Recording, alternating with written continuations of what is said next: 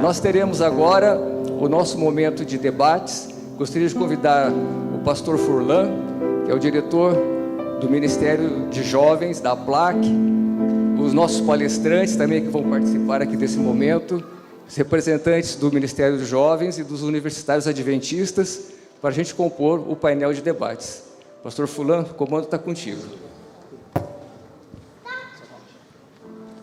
Podemos convidar também o Dr. Marcos Natal, que é o presidente da Sociedade Criacionista, para compor aqui o painel juntamente conosco. Esse é o momento agora que nós vamos ter o privilégio de ouvir ter algumas perguntas respondidas. O tempo é um pouco curto, mas a gente quer otimizar o máximo possível para a gente poder conversar um pouco. Algumas pessoas nos fizeram perguntas pelo chat do YouTube, assistindo as palestras. Outras perguntas foram colhidas aí do meio dos nossos irmãos, alguns estão aqui. E nós queremos ter esse momento para a gente poder trocar uma ideia, conversar um pouquinho com vocês, aproveitar a oportunidade de tê-los aqui com a gente. Cleixe, vamos lá? Vamos lá. A gente está aguardando aqui, ver se tem alguma pergunta no chat, mas nós já tínhamos recebido algumas perguntas ali sentados. Você quer começar? Então, vamos lá. Boa tarde a todos. E lembrando, né, que se tiver alguma pergunta, pode levantar a mão, que nós levamos o microfone até você, e aí assim as perguntas podem ser feitas, tá bom? Mas a primeira, enquanto algumas pessoas já são identificadas, é relacionado ao biomimetismo. Então já começa contigo aí. A primeira pergunta, que até foi um corista que passou para mim, é que como o biomimetismo se relaciona com o conceito de design inteligente? Qual que é esse relacionamento e se existe?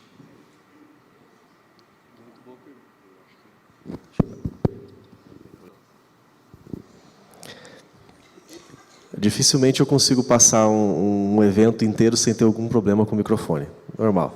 Eu já me acostumei. Mas é uma ótima pergunta. O design inteligente, ele tem como um dos seus objetivos, um dos seus pilares, identificar o design da natureza. O propósito não é necessariamente de identificar quem é o designer. A teoria do design inteligente, ela não tem essa preocupação. Há crenças diferentes relacionadas com o designer. Se é o Deus judaico-cristão, se são algumas outras formas de criacionismo. Essa não é o papel mais importante nem objetivo do design inteligente, mas sim de identificar evidências de design na natureza. A ideia é de que é muito mais fácil você explicar questões como essas que eu apresentei hoje, através da cosmovisão de que há um designer, do que por processos longos e demorados. Então, a relação está nesse argumento. É um dos pilares do design inteligente. Você consegue, observando na natureza detalhes, como os que eu apresentei hoje e outros tantos, esses detalhes eles são muito dificilmente explicados pela hipótese naturalista, pela hipótese da evolução. É muito mais fácil. É claro que o design ele não responde 100% das questões. Ainda há caminho a percorrer. Mas é mais fácil você entender como certo a ideia de que existe um designer. A ideia de designer, talvez para alguns, criacionismo e design inteligente. Bem assim, de um modo muito fácil, qual seria, apesar dos dois, eles andam em algum momento juntos, qual seria a diferença entre eles? A diferença mais básica é que o design inteligente ele não busca identificar o designer. O criacionismo já identifica. É uma teoria mais minimalista. E se a gente for considerar os aspectos do método científico, é o que mais se aproxima do método científico, porque ele só se utiliza do método científico. Tanto a hipótese evolucionista, vamos chamar de cosmovisão, né? Porque é uma maneira de você enxergar o mundo. É como se eu utilizar esse óculos ou se eu utilizasse um óculos escuro. Eu veria as mesmas informações de uma maneira diferente, interpretaria de uma maneira diferente. Se eu utilizo a cosmovisão evolucionista, eu ainda tenho uma base filosófica por trás, que é o naturalismo. Entre outros, que ele simplesmente afirma de que não se considera qualquer questão sobrenatural. Por quê? Por nada, só porque a gente decidiu assim. Então, se a gente for trabalhar o método científico, a gente pode excluir a hipótese evolucionista do método científico dessa forma. Não se trata apenas de laboratório, observação, experimentação. O mesmo a gente também pode falar da cosmovisão criacionista, porque nós admitimos a existência do sobrenatural, que não pode ser mensurada num laboratório. Observação, experimentação, da mesma maneira. O design inteligente, sim, porque você não tem esses aspectos filosóficos. Ele é mais restrito. E se alguém perguntar, tá, mas e qual é a origem, então? De onde veio? Quem fez? Quem é o designer? Então, esse a gente não vai se preocupar em dizer. Não é essa a busca do design inteligente. Okay. Uma pergunta, Karina, por favor. Diga o seu nome, por gentileza. Boa tarde ou boa noite, né? Meu nome é Alexander, sou membro da Igreja do Lago Sul. Obrigado aqui pela palestra, né? Foi realmente uma tarde muito produtiva, muito agradável. Tem uma pergunta aqui que eu gostaria de fazer para a doutora Maura. Na realidade, duas, perdão. Existe alguma explicação em nível molecular para que a gente tenha o acréscimo de informação útil no DNA, né? Ou seja, né, esse acréscimo de informação útil significando aumento da complexidade nos seres vivos? Existe alguma explicação evolucionista para isso, satisfatória, né? Ou é um daqueles grandes mistérios que são lançados no pacote dos milhões de anos, né? E a segunda questão é a seguinte: alguns estudos alegam terem provas da evolução em experimentos, né, de bactérias ou micro-organismos que são controlados e observados aí por 20, 30, 60 mil gerações, né? E eu gostaria, se você tiver alguma luz, alguma informação a esse respeito, pudesse compartilhar com a gente aí também, porque eu acredito que é um tema bem interessante para todos nós. Eu vou deixar o Thiago responder, porque o Thiago é da genética. Então, agora, assim, com relação à questão das bactérias, que você analisa todas as gerações, né? E aí, de repente, você vê alguma bactéria que acaba surgindo uma resistência, ou sei lá, antibiótico, ou a degradação de determinada, enfim, proteína, enzima, alguma coisa assim. Você ainda tem bactérias. Então, acredito que entra nessa questão da diversidade da espécie, né? E, claro, que isso é usado de uma forma extrapolativa, assim como a questão dos tentilhões. Então, surgiu uma mutação que faz a bactéria degradar a lactose que antes ela não degradava. Nossa, então pode surgir uma asa, sabe? Então, eu acho que é uma extrapolação que é feita, que a gente vê. Agora, o mecanismo molecular, eu posso deixar o Thiago para ele falar mais. Eu só gostaria de fazer uma ressalva, porque uma das críticas que os criacionistas têm recebido ao longo do tempo é de que nós somos fixistas. Ou seja, o organismo que existe hoje é exatamente da forma como Deus criou. Deus criou o organismo exatamente como ele existe hoje. E aí, às vezes, a gente choca se eu falar algo como: Deus não criou o poodle, Deus não criou o São Bernardo. Porque esses são animais que eles são resultados de cruzamentos posteriores. Seleção artificial, a gente pode usar esse termo, né? Eles não existiam 2000 anos atrás. São Bernardo, se eu não me engano, se não me falha a memória, foi ali nos idos do século XIV ou XV, por aí, que ele foi, entre aspas, muitas aspas aqui, desenvolvido. Cruzamentos de outras variações de cães. Mas Deus criou o cão, ou talvez um ancestral canídeo. E a partir desse ele houve alguma diversificação. Então nós não acreditamos que os organismos não mudam, porque às vezes o argumento é: olha, eu vi uma bactéria que agora ela é resistente, ou agora eu vi um peixe que ele tem determinada característica. Mas então o criacionismo está errado. Na verdade, está defendendo a mesma coisa que nós também defendemos. Essa pequena diversidade nós também defendemos, porque isso a gente observa facilmente. Só que nós observamos apenas diversificações de espécies, quando muito ali de gênero ou de família, mas já é o máximo que a gente observa. E é o máximo que a gente observa, inclusive, pelo registro fóssil. Agora, a partir dali, nós dizemos que um organismo pode originar outro muito diferente, como peixe, anfíbio, réptil, ave. Essa extrapolação, isso a gente não observa. Então, isso a gente não admite ainda.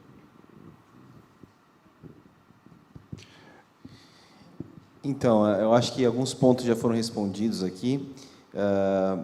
A evolução sempre trabalha, né, a teoria evolucionista, com um arcabouço experimental científico, mostrando variações, microevolução, ou diversificação de baixo nível, né, que a gente chama, para construir depois, né, esses pilares na qual a narrativa evolucionista vai ser depois contada. Então, a microevolução, essas variações nós observamos. Existem alguns polimorfismos que podem ser demonstrados vantajosos em alguns contextos, tá? Variações que se fixam na população, a gente encontra eles em mais de 1%, geralmente, da população. Existem duplicações gênicas, que alguns falam, olha, isso aqui pode se tornar funcional.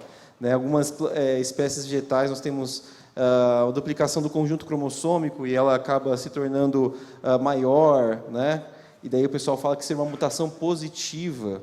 Só que quando a gente fala de mutações necessárias, mecanismos para originar nova informação genética, essa nova informação genética tem que surgir funcional. E a gente está falando de mudanças nessa narrativa que envolvem o surgimento de novos planos corporais, novos órgãos, novas estruturas. E isso não existe. Tá? Pelo próprio conceito que a gente vê como a evolução, a narrativa evolucionista construída,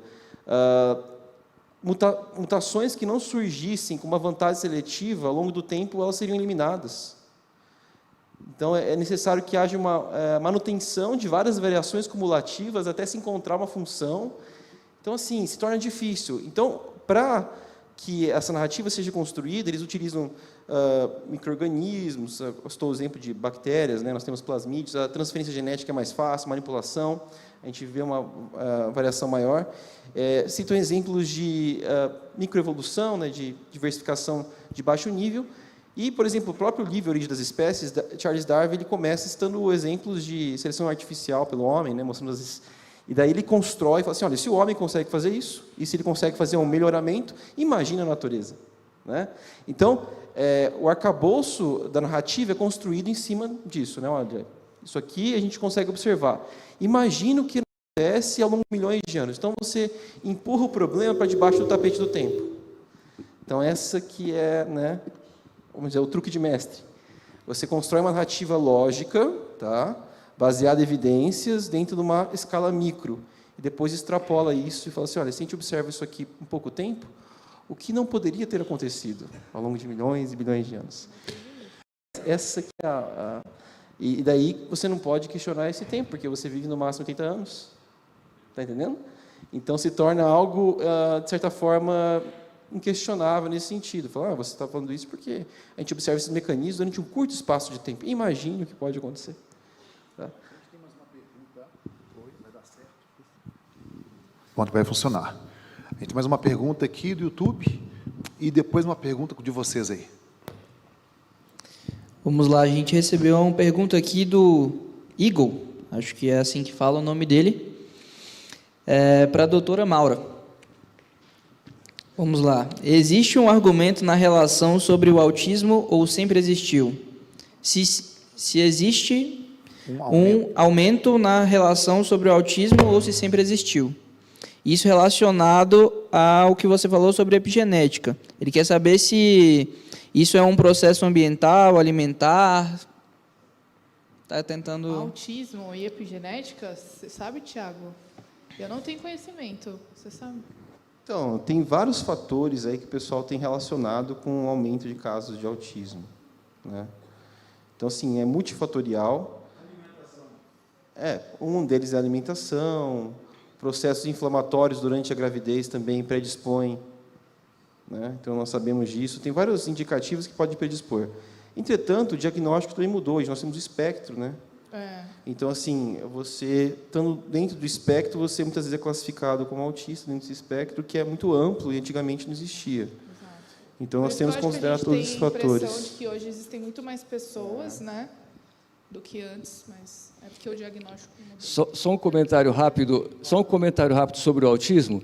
Eu vou falar assim, porque a minha esposa trabalha na área de saúde e atende muita criança autista. Então, assim, vou falar um pouco do que eu tenho ouvido dela, certo? O autismo pode ter fatores genéticos, mas ele depende muito do ambiente. Depende muito do ambiente, e dependendo do ambiente, ele pode se desenvolver mais ou menos. Então, pode envolver questões genéticas e pode envolver questões epigenéticas. Aí vai depender muito de cada caso, como já havia sinalizado o Dr. Tiago. Ok? Mandem as perguntas para a gente, pode mandar no nosso chat, tem uma pergunta do Adriano aqui embaixo aqui. E você está assistindo a gente, escreve para a gente, manda a sua questão. Tá joia, Adriano? Eu não sei para quem que eu pergunto. Eu vou fazer a pergunta em aberto. Por favor, alguém responda. Pelo que eu pude entender aqui um pouco do que vocês disseram, deixa eu fazer só um preâmbulo antes. Se a gente voltar lá na época de Darwin, é notório, é factual, né, assim, é factível, que a gente não tinha a tecnologia que a gente tem hoje para enxergar em dimensões nano, como o professor explicou ali, né? Então, todo esse mundo era encoberto, era desconhecido. E, pelo que eu pude entender, o máximo de experimento cientificamente, entre aspas, comprovável ou observável, é que houve pequenas variações de uma bactéria para outra e tal, para lá, e aí eu escutei muito essa expressão de vocês. Aí o pessoal extrapola, o pessoal extrapola, o pessoal extrapola, extrapola. Vou fazer uma pergunta minha do ramo das ciências sociais, porque talvez até tenha a ver com estatística isso. Essa extrapolação não seria, é uma pergunta casada, não seria uma especulação? E um segundo ponto, a partir do que Darwin podia conhecer na época, cientificamente falando, o que Darwin falou não é uma especulação? Especulação. Com certeza. Ele falou muita coisa especulativa. Ele até chegou a falar assim, não, porque se não forem encontradas formas transicionais, a minha teoria vai cair por terra. Então, eu acho que ele foi muito especulativo, assim, com certeza. Agora, é lógico que, assim, a gente precisa também lembrar que a teoria da evolução ela é construída por pessoas, por cientistas muito sérios que fazem pesquisas de muita qualidade, né? E existem outras evidências que são usadas para embasar, como, por exemplo, registro fóssil e algumas outras coisas assim.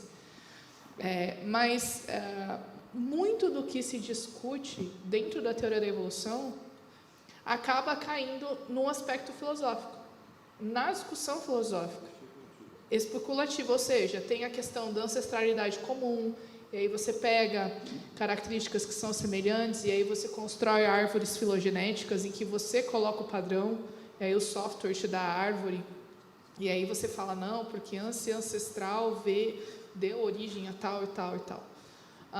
Mas o que a gente vê basicamente, e aí eu acho que eles podem falar também o que eles têm percebido, é que de evidência mesmo que nós vemos na natureza, é de que os seres vivos mudam, mas eles mudam dentro de um limite. Né? Até porque também eu acho que não existe, de acordo com a evolução, não tem tempo para a gente observar todas essas mudanças, mas o que a gente observa, existem variações dentro de um limite. O que passar disso, aí é um exercício de construir hipóteses dentro da cosmovisão. Esse limite seria a própria espécie? Ou espécie, ou gênero, ou até mesmo família. Por exemplo, você pega os felinos, né? Os canídeos, como o ancestral do cachorro que teria sido o lobo, depois tem a raposa, tem os cachorros, aquela coisa toda, né? Mas quando você passa, por exemplo, para outras categorias taxonômicas, em que você muda, por exemplo, você pega aqui anfíbio e réptil. Réptil tem uma respiração totalmente pulmonar. Anfíbio tem uma parte da respiração dele que é feita pela pele, por trocas gasosas. Para você pegar e mudar o tipo de respiração, você precisa ter modificação no órgão, na estrutura corporal, reações químicas do metabolismo, vias metabólicas, para que o animal deixe de depender dessa troca gasosa da pele e passe a fazer exclusivamente respiração pulmonar, sem falar em questão de pele e outras questões. Então, você precisa gerar e criar nova informação que não existia isso, e é isso que a gente não observa. Ou seja, por mais que existam variações ali no DNA, etc., essas variações elas apenas modificam a informação que já existe. Elas não geram nova variação, nova característica. Entende? Então, esse eu acho que é o principal problema. Eu gostaria de acrescentar algo sobre o termo extrapolação. Também seria talvez um pouco de, como é que eu posso dizer, seria algo negativo se eu simplesmente descartasse todo tipo de extrapolação que se faz. Porque uma extrapolação, o que eu não falaria sobre uma especulação. Especulação, às vezes, pode trazer a conotação de imaginação. Ah, só estou imaginando isso. Uma extrapolação, na verdade, ela parte de informações, de dados. O Marcelo Glazer, ele inclusive fala no livro que ele publicou com Cortella, que para fazer ciência, extrapolação é preciso, né? Mas tem que ver o tipo de extrapolação que é feita também. Só uma observação. Isso. A extrapolação, às vezes...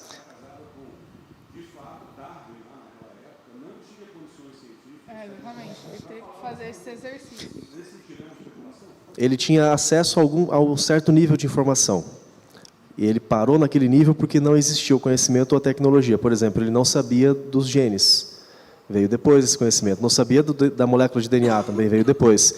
Há muito conhecimento que nós temos hoje, aliás, que nós não temos hoje porque nós não temos conhecimento, ou melhor, nós não temos a tecnologia para alcançar.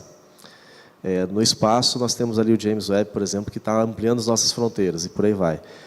Então, a especulação, a extrapolação, ela pode nos dar, talvez, até um caminho provável a seguir. Pode ser que siga naquela direção. Eu vou tentar dar um exemplo para ficar mais fácil de entender. Eu estive recentemente no Mato Grosso do Sul, uma viagem de carro, e eu até brinco que eu acho, desculpa se alguém do Mato Grosso do Sul está aqui e se incomodar com a brincadeira, mas eu brinco que eles não sabem o que é direita e esquerda, porque as estradas são retas, reta, quilômetros. O trecho mais longo lá que eu cronometrei ali no carro, marquei no odômetro, foram cerca de 16 quilômetros, sem uma curva. Então eu faço essa brincadeira às vezes, claro que eles sabem. Mas são trechos de reta que a gente não encontra em outros lugares, em São Paulo, Paraná, no sul, de onde a gente vem, né? Aí eu imagino alguma pessoa que vai fazer um estudo sobre a estrada e desconheça o final daquela estrada e começa a percorrer aquela estrada. Anda 1 quilômetro, registra. Anda mais 1 quilômetro e registra. Anda mais 1 quilômetro e registra. Talvez até está andando, está caminhando, está se cansando. Vamos avançar a tecnologia. Agora eu vou de bicicleta, ando mais 4 quilômetros e registra. E todos esses registros mostram uma única direção. Aí chega uma hora que ele para e fala assim, não, vamos economizar aqui a nossa energia, né? Se nós andamos já 10 quilômetros, 15 quilômetros e não muda de direção, eu vou parar a minha pesquisa por aqui e eu vou extrapolar o restante. Então eu vou dizer que essa estrada ela nunca vai virar. Sim, isso é uma extrapolação. Claro que de uma maneira bem mais grosseira da gente observar. Mas eu parto de dados, eu parto de informações verídicas, que foram pesquisadas, e aonde eu parei, eu sigo como se for assim sempre, então essa estrada ela nunca vai virar. Muitas extrapolações elas podem mudar com o passar do tempo. Nesse mesmo exemplo, você avança a tecnologia, agora tem um carro, e você anda 16,5 km, pronto, você já percebeu que há uma variação ali. Então agora temos um novo dado para estudar. Ok, mais uma pergunta aqui da igreja? Pois sim. Nome? Sansão. Ok. É o seguinte, eu ouvi aí, tranquilo, negócio de especulação, extrapolação e tal, mas vamos entrar de cabeça na fraude. Homem de Piltdown, homem de Nebraska e outros homens mais que os cientistas evolucionistas inventaram, fraudaram os dados para mostrar que a teoria da evolução é uma fraude. Simples assim. Vocês concordam comigo ou não? Ficou parecendo aqui agora, né? Vamos lá, vai. Linha direta, vai. Então, nós temos que tomar cuidado quando nós pegamos a exceção como regra. Tá? Então, assim, houve esses casos de fraude? Houve, né? O pessoal descreveu um dente de um porco lá, classificaram como um cara, construíram o cara inteiro, né? Um hominídeo. Estudaram, teve teses, né? Depois descobriram que era dente de porco. O problema é a gente pegar essas narrativas e construir uma caricatura que não corresponde à realidade, né? Tudo trabalhamos no ambiente acadêmico, nós sabemos que muitos fazem ciência, a grande maioria, muito séria, né, utilizando... em todo lugar tem pessoas mal intencionadas.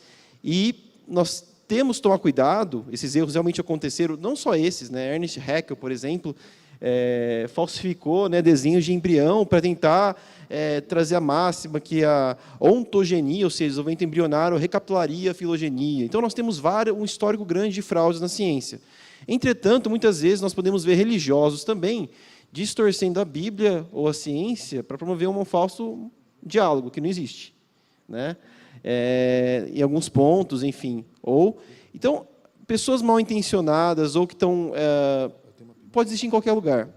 Eu acho que esse não é um mérito que nós devemos nos fixar muito, e sim no fato que o conjunto de evidências aponta mais para um design, como nós colocamos, para a narrativa evolucionista, que foi colocada anteriormente, ela tem uma certa lógica dentro de uma dimensão micro, mas essa extrapolação, e lembrando, toda a ciência é baseada em extrapolação, porque nós estamos analisando uma amostra, né? Nós temos que descrever uma realidade maior do que nós somos capazes de analisar. Só que o problema da teoria da evolução é que você se baseia em algumas premissas. E quando aquela pessoa ela se abraça tanto essas premissas, esses pressupostos, a cosmovisão, e ela tem medo que os dados contrariem ela pode incorrer nesse erro, de tentar ajustar os dados à cosmovisão dela, e não praticar a ciência como ela deve ser feita, que é você permitir que os dados conduzam você aonde eles vão te levar, né? Que isso que é o objetivo de todo cientista. Então, eu acho que vamos dizer assim, essas fraudes realmente ocorreram. A gente cita isso também para mostrar o que, vamos dizer assim,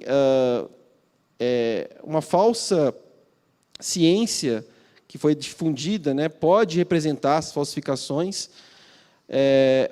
Mostrar também, muitas vezes, que muito da narrativa evolucionista não é construída baseada na ciência, então isso é importante. Só que eu enxergo dessa forma que são exceções. A maior parte dos cientistas jamais faria coisas assim. Tá? Vamos lá, a gente recebeu uma pergunta essa é uma pergunta aberta, tá? É relacionada ao teísmo evolutivo ou à criação evolutiva. A gente queria saber se, nesse sentido, o teísmo evolutivo ou a criação evolutiva, se eles estão de acordo realmente com a Bíblia, se é isso mesmo, se Deus criou e aí realmente os seres continuam evoluindo, porque tem uns que vão aperfeiçoando e tudo mais, e a gente quer saber se isso está realmente de acordo com a Bíblia ou não. Posso começar essa pergunta? A evolução teísta, o teísmo evolutivo, é talvez um dos maiores desafios hoje para a gente que tenta combater a teoria da evolução, porque ele é extremamente sutil, é muito sutil o evolucionismo teísta. Ele diz que Deus criou através da evolução. Então, uma pessoa que tem essa postura, ele tá de bem com a fé dele, porque ele fala que Deus é o Criador, né? Foi Deus que criou, nada pode ser criado sem ser a partir de Deus. Então, ele fica de paz com a fé dele. E ele está de bem com a ciência, porque ele fala que a técnica que Deus usou foi a evolução, né? Isso é muito perigoso hoje, porque tem essa interpretação, tem alcançado um público mais seletivo, mais intelectualizado, porque justamente você usa tanto dos avanços da ciência para tentar dessa interpretação, e você fica de paz com a sua fé, você não está abandonando a sua igreja, ou abandonando a sua fé. Então, nesse sentido, ela é muito sutil.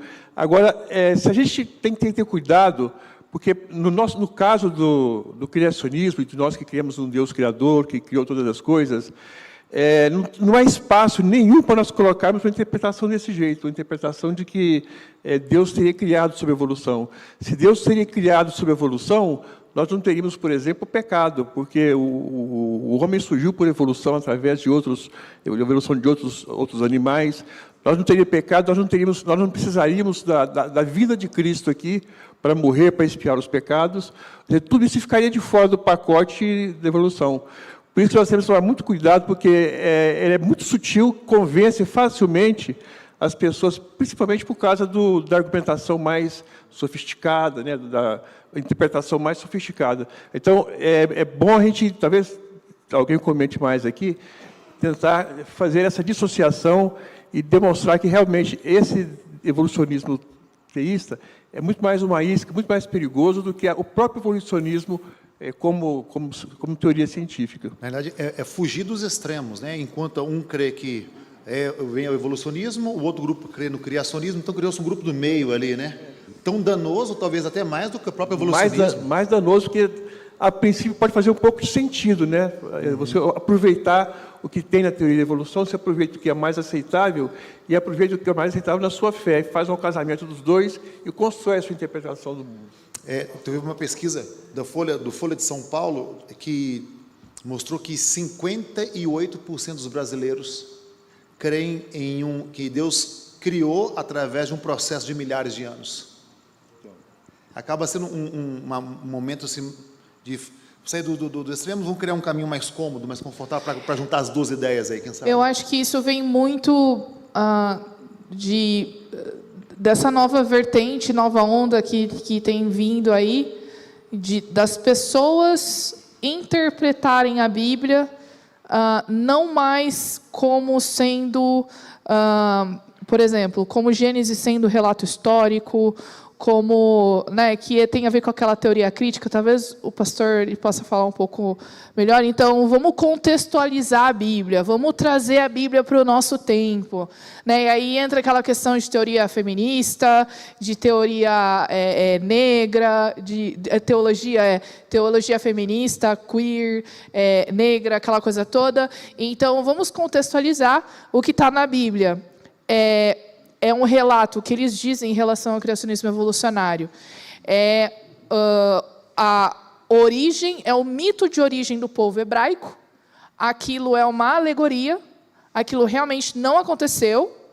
E aí, como o professor falou, Deus teria usado, então, a morte, que a gente sabe que é uma consequência do pecado, e para isso eles fazem uma ginástica gigantesca com um monte de texto da Bíblia que fala sobre pecado e sobre morte e consequência. E fala o seguinte, olha, Deus teria, sei lá, criado a vida, e aí ele teria usado a morte para guiar a seleção natural. Aí você fala assim, não, mas como assim? O pecado é a consequência da morte? Não, mas essa morte, a seleção natural, foi usada para os outros seres vivos, porque aquela morte que está lá, que fala do pecado, é só para os humanos. Aí você cria um negócio que é muito mais difícil do que se você lesse e estudasse a Bíblia do jeito que tem que fazer. Agora ele mencionou algo interessante, falou assim, que do mesmo modo que alguns cientistas eles não usam a ciência como ela é e acabam estragando a ciência, alterando para provar um pensamento seu, alguns também fazem a mesma coisa com a Bíblia, estragando também a Bíblia para provar um pensamento seu. Então isso não é algo exclusivo apenas de um grupo, mas esse ser humano às vezes não quer abrir mão do que pensa e busca uma outra forma de provar isso aí. Uma pergunta aqui, aqui, pois sim? Sim, boa tarde a todos, meu nome é Agrinaldo. Reinaldo. Agrinaldo. Agnaldo. Isso, Agrinaldo. Queria cumprimentar, né, a pessoa do professor Natal, parabenizar a Sociedade Criacionista Brasileira por mais uma edição do evento de Filosofia das Origens. Tive a oportunidade de participar de outros eventos, e esse evento eu acredito que ele é muito rico e importante. Por quê? Porque aqui, na verdade, deve haver, né, esse diálogo, né? E aí, no caso, ideias que são diferentes são apresentadas e aí a construção do conhecimento se dá exatamente pelo diálogo, né? Então, e nesse contexto, né, vi que surgiram muitos conceitos, principalmente dentro da área de epistemologia, que é a do conhecimento, e eu vi até o termo de extrapolação, né, que às vezes a gente confunde, né, extrapolação com suposição, com... e aí eu queria até trazer um exemplo, né, porque minha área é química, então, sobre a tabela periódica. A tabela periódica, ela, quando começou com alguns elementos. Então, imaginou-se ali, a partir das propriedades se repetiam, que deveria haver outros. Então, até hoje, a tabela periódica ela não está concluída. Embora se estude na escola, ela não está concluída ainda, porque ela está em construção. E a questão da teoria, né, da evolução. A palavra teoria em ciência é uma palavra muito forte, né? Teoria não é uma suposição, teoria é uma coisa bem estabelecida dentro da ciência.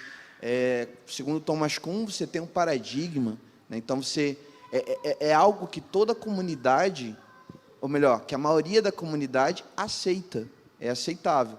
E nesse contexto de teoria da evolução, então estou usando aqui a palavra teoria, perceba, no conceito realmente da palavra da epistemologia, eu queria que você, de repente, Mauro, que você está sendo bem cotado aí para falar, comentasse um pouquinho se há diferença entre teoria da evolução e evolucionismo. Se essas palavras, elas... Ou quem quiser da mesa, se a Mauro não sentir à vontade, pode passar, né?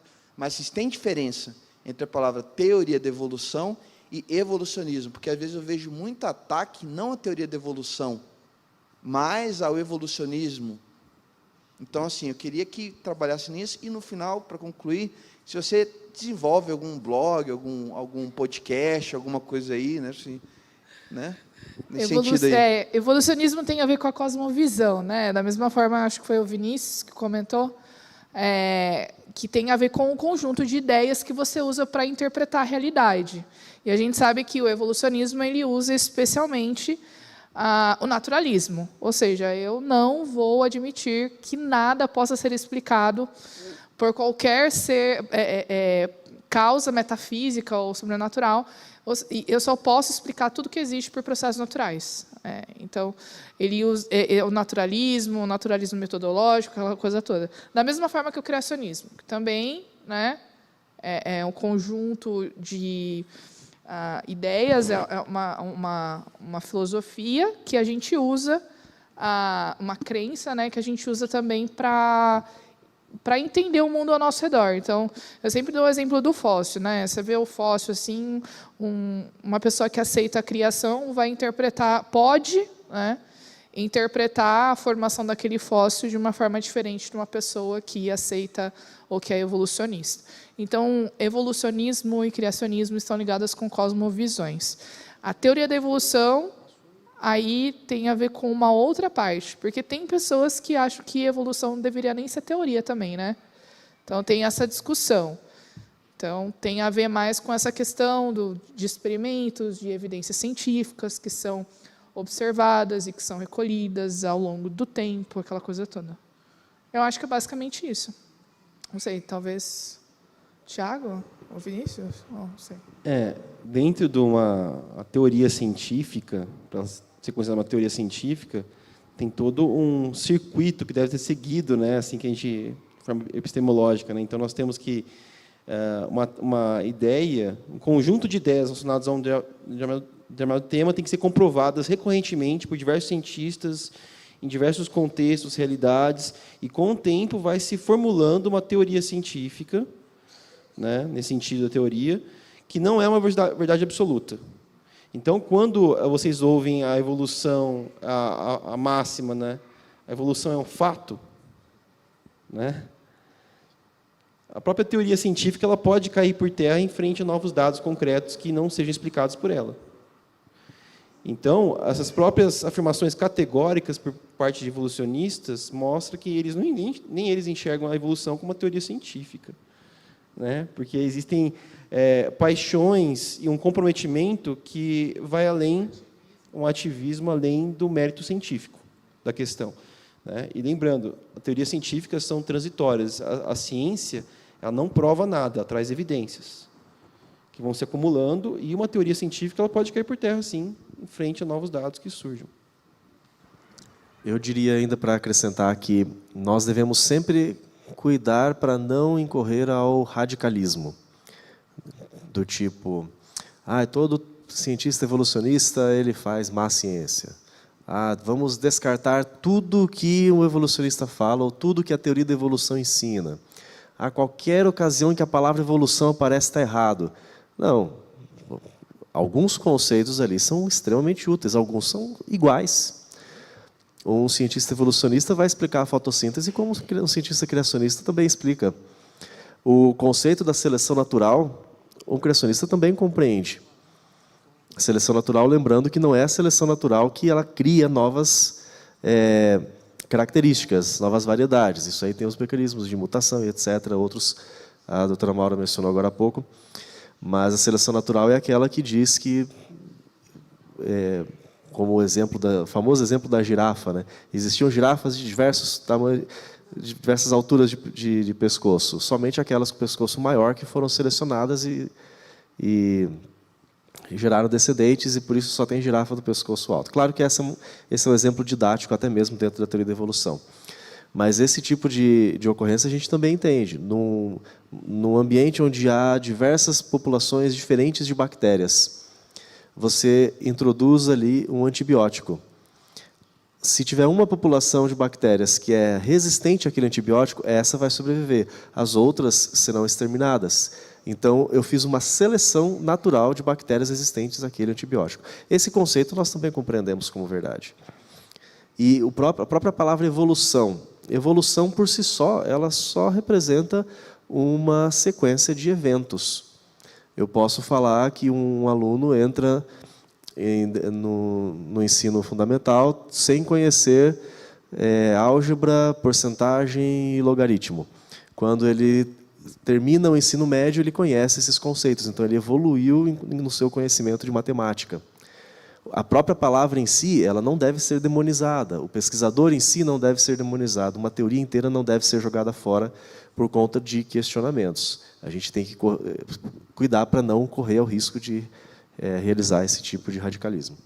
Última pergunta do nosso tempo aqui, ela vai para a doutora Maura, feita pela Laura, 9 anos.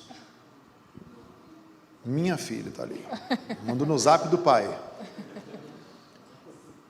Em Galápagos, podemos nadar com os peixes e as iguanas?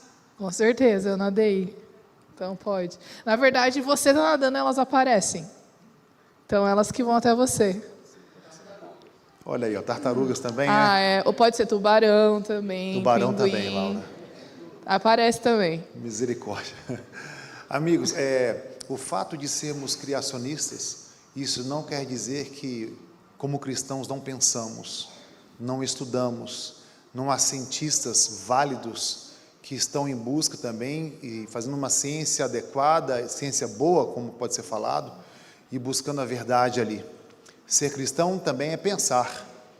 A fé não exime o pensamento, não exime a busca, pelo contrário. A Bíblia e a ciência andam mais próximo do que a gente pode imaginar. Obrigado mais uma vez à Sociedade Criacionista Brasileira por realizar esse encontro e que Deus abençoe na nossa caminhada de aprender cada vez mais da palavra do Deus grandioso que nós temos. Agora, vamos ter uns brindes agora, não é isso? Brindes agora, eu recebo, faço. O irmão ali tem uma pergunta, faz tempo que ele está... Tá. Por favor, obrigado. Okay. Bom, primeiro eu compartilhei o link do evento para algumas pessoas e uma delas falou assim, essa que está falando não é a noiva do Vinícius? Ou virou esposa do Vinícius? Porque o Vinícius frequentou comigo o Assis, no Desbravadores.